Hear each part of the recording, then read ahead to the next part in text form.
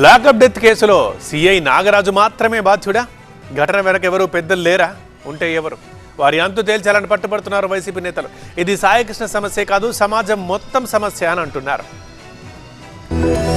విజయవాడలో lockup death కి గురైన సాయికృష్ణ కుటుంబాన్ని వైసీపీ కాపు నేతలు పరామర్శించారు. అంబటి రాంబాబు, తోట త్రిమూర్తులు, సింహాద్రి రమేష్, అడపా శేషు గుంటూరు జిల్లా వడ్డేశ్వరంలో సాయికృష్ణ నివాసానికి వెళ్లారు. కేసు విచారణ, తాజా పరిణామాలను అడిగి తెలుసుకున్నారు. సాయికృష్ణ కుటుంబానికి పార్టీ తరపున 20 లక్షల రూపాయలు సాయం అందించారు. దీనికి సంబంధించిన చెక్ ను సాయికృష్ణ తల్లి విజయలక్ష్మికి అందజేశారు. బాధిత కుటుంబానికి అండగా ఉంటామని నేతలు హామీ ఇచ్చారు. సాయికృష్ణ లాకప్ డెత్ జరిగిన తీరు దారుణమన్నారు తోట త్రిమూర్తులు. ఈ కేసులో సిఐ నాగరాజు ఒక్కడే బాధ్యుడు కాకపోయి ఉండొచ్చన్నారు. దీని వెనక ఎవరెవరు ఉన్నారనేది బయటకు రావాలన్నారు. ఇది సాయికృష్ణ కుటుంబ సమస్య కాదు, ఇది సమాజం మొత్తం సమస్య అని అన్నారు మాజీ మంత్రి అంబటి రాంబాబు. దీనిపై సిబిఐతో విచారణ జరిపించాలని డిమాండ్ చేశారు.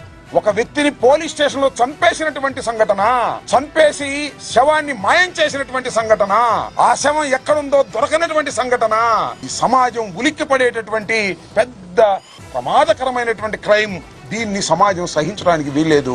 వి విల్ ఫైట్ అవుట్. కేసులో నిజాలు తేలేంత వరకు పార్టీ తరపున పోరాటం కొనసాగుతోందని ప్రకటించారు వైసీపీ నేతలు.